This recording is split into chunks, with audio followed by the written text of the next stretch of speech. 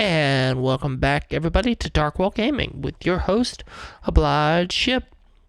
Today, I wanted to kind of make a recap video. I recently did a live stream on 7 Days to Die, the Wasteland mod. And now during that, I did my best to cover some of the info about the game and, some of the mechanics and other things. But I think I could have done a better job. So let's have a second attempt at that, shall we? Now, first, I kind of want to thank the mod's developer, BW,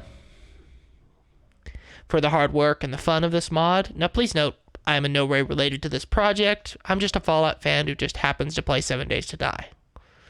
Now, some of what I have to say will be found off the Nexus site mod, which I will link below.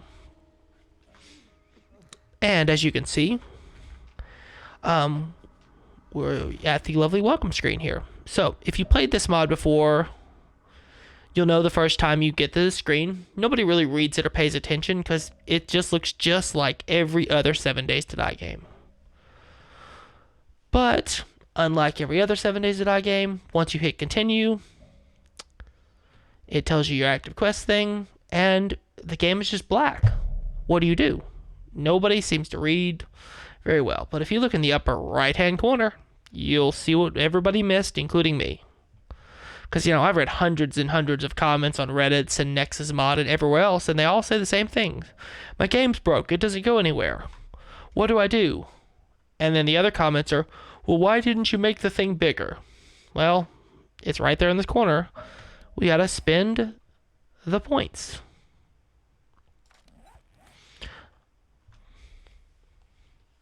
So, with that being said, the SPIFSAL point system. So those represent each of the attributes: strength, perception, intelligence, fortitude, survival, agility, luck. So, kind of like the Fallout does. But the Spiffle system is a really unique way of assigning things to the game. Because in a traditional 7 Days to Die game, as you level up, you take points into this and this and this, and eventually, you take enough points that you can unlock Minor 69er, and then, you're good, right? But with this one, instead, you pick all of your main attributes, like these right here, at the beginning of the game. And that's the last time you'll be able to edit them until we talk about some stuff later. Now, the unique part about this is it forces you to make your build early and make some hard choices very, very, very early on. It took me 20 plus minutes to design the base setup that I used on stream, off of stream, and that was after over 120 days playing the game in one of my runs. So, even after all that, I still had to think, I need this and this and this, because it forces you to make a lot of hard choices. Because once you choose these points, there's only really 2.5 ways that you're going to be able to get out of that. You either save like 50,000 gold for your Forgotten Elixir, or you restart the world. Or, the other half option is you turn on creative mode and you just spawn it in. And that's pretty much it. So each one of these, you're getting 21 points to build out your perfect character. So, I'm going to kind of walk through and just pretend I'm building one for y'all.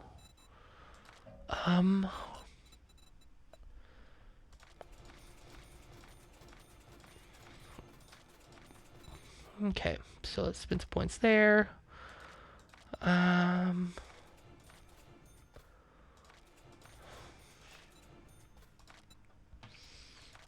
Let's get smart, shall we? Can't just be a dumb cannibal. Gotta be a smart cannibal. But I want to be able to loot people a little bit better. Now, once you spend all the points, you'll notice the game's lovely black screen went away, just like it always should have.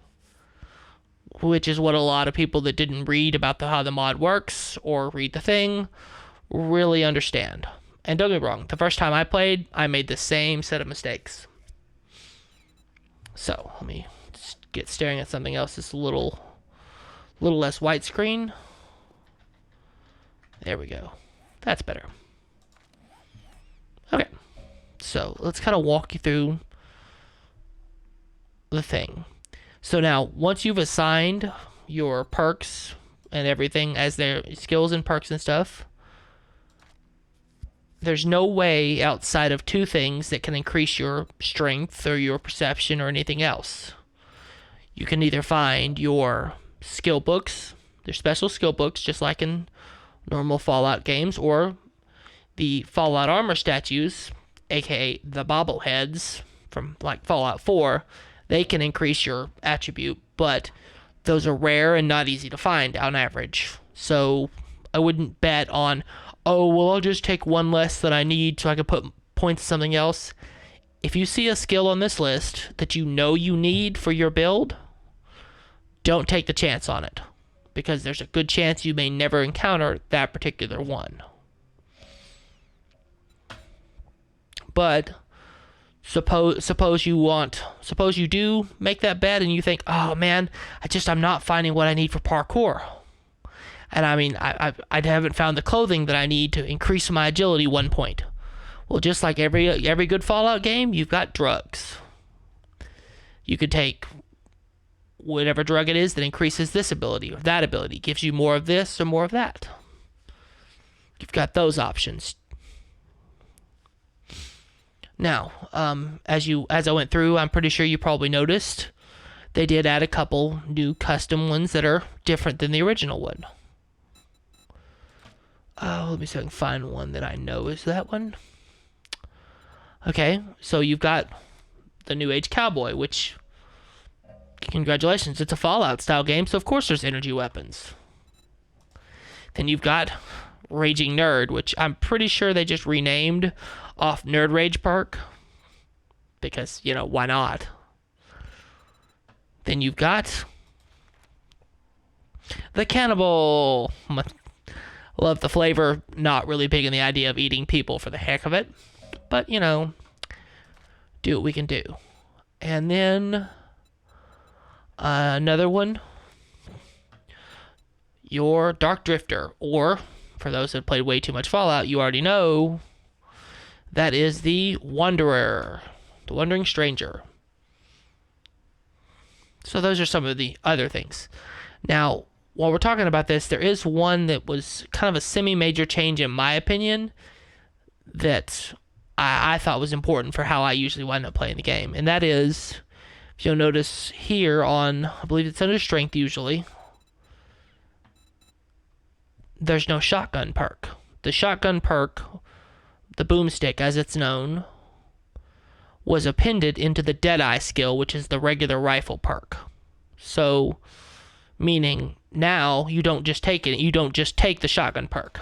As it says here, non-automatic rifles and shotguns.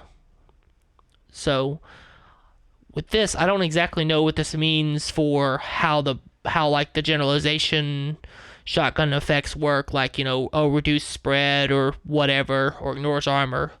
I don't know how those actually affect, but your shotgun stuff is now tied to this. So when you take Rifleman, you also get bonuses to your shotgun. Only problem is, I will say I've noticed shotguns don't really feel as strong as they were before, which kind of not great, honestly. But so now that we've spawned in, if there was enemies here, which there's not in this particular one, you would meet your first set of enemies. Now, once you meet those enemies, now normally they would be all around, and you'd be like, okay, cool, we're going to start that fight. But first, when you spawn in, I forgot to mention, if you look to the top of the screen, you'll notice one of the other key features of this mod is they removed the time on it.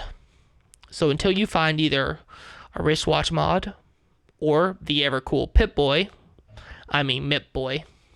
it's a Pip Boy wristwatch, you don't actually know what time it is at any point. Now, most of the long-term fans know it's day one, I've spawned at noon, nighttime is going to be at 20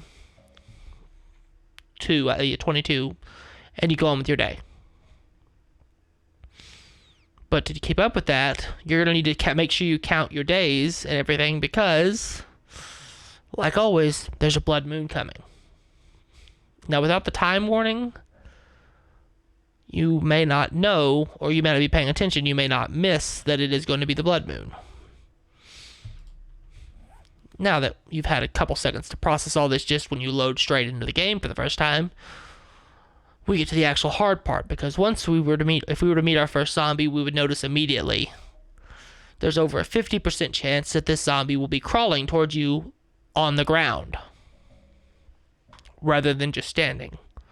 One of the new mechanics of this particular game is zombies now crawl, which is cool. It's also really easy to miss one and walk right past it and take some severe damage because you weren't paying attention to what hit you. The other side of the thing is on average, if you talked about 7 Days to Die on like a 1 to 5 difficulty scale, of 1 being easy, 5 being I hate myself and all my friends I used to play with, even on the lowest difficulty of this game, the base zombies are at least a 2. Then when you discover some of the newer flavor zombies of the game, they can easily become 3s and 4s. Like, there are some zombies that, if you get the wrong variant of, are just you're putting round after round after round after round in the head, and it's just not dropping. And that can all happen in the first 5 minutes of the game. So there's a lot. That's what makes this a Fallout mod, is it can be very tough. Now, why is this considered a Fallout mod? Well, I've started 4 different games in the pre-gen maps provided by the maker, and I can tell you that other than the factions found in most of the normal games, there's still a lot of familiar faces, minus a couple of the extra crazy ones, looking at you, Centaur from New Vegas, or some softshell Mirelurks, but it does still play just like a Fallout game. You have Deathclaws, you've got Scorpions, you've got Super Mutants, you've got flying insects that are severely similar to Bloodbug, Cazador kind of bloatfly things, and then the big bad raiders. Well, I'm not gonna lie, in all 4 of those runs that I've done, except for the stream, which I got very lucky to be right next to a town, you're just running past them because they will go and kill you easily. And more than a couple times, you have to cheese your way past them. It is no joke. Let's kind of look at what the creator said about some of his flavored creation new enemies. It says, and this is from Nexus Mod, zombies are no longer your biggest threat, though.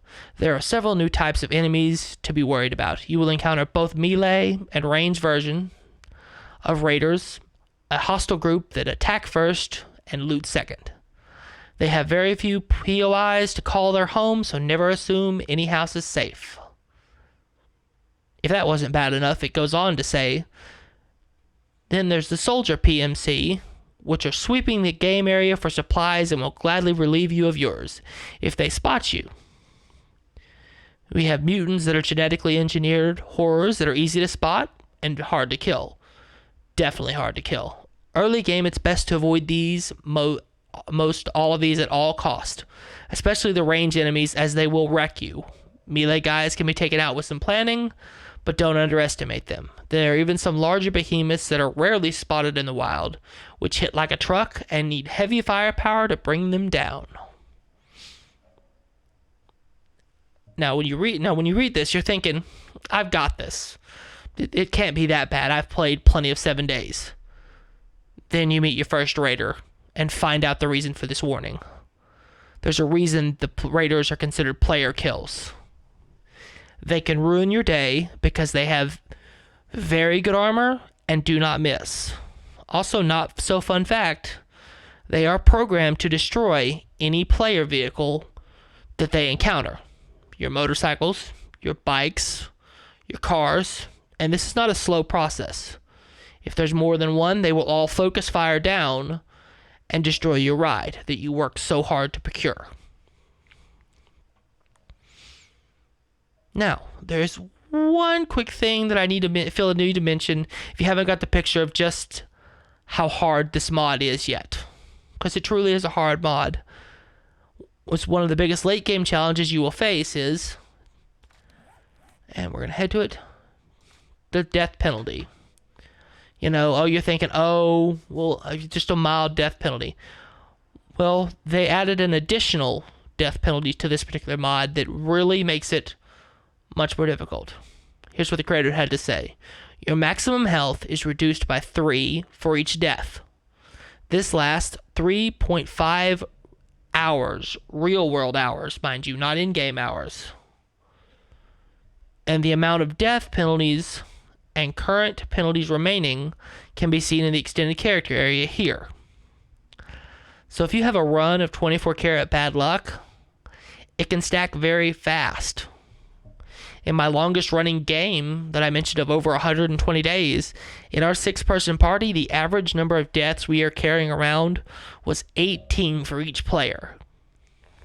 I'll let you do the math on how long it will take each of us to get back to full health. Now, for the closing thoughts on this mod. To the hardcore Fallout fans, it's an easy mod to love. Don't get me wrong, there are a lot of little problems with this mod, but I will still recommend you grab at least 3 friends and take on this challenge. To all the people who played so much Fallout that you feel the need to play it in hardcore mode, you'll feel right at home here. To the 7 Days to Die fan who's looking for a fresh take on a classic, you will enjoy some of the added game mechanics and the overhaul abilities. Now, in my other videos that I plan on making, I'll go over some of those. All the way from new farming mechanics to major crafting overhauls, new foods, new drugs, new weapons, as I mentioned earlier, and something for everyone, new armor type, power armor. Now let's kind of take a quick look at some of the things we're going to run into today. And boom. Let's go ahead and get that on the screen. So here we have our raiders. They are just so fun.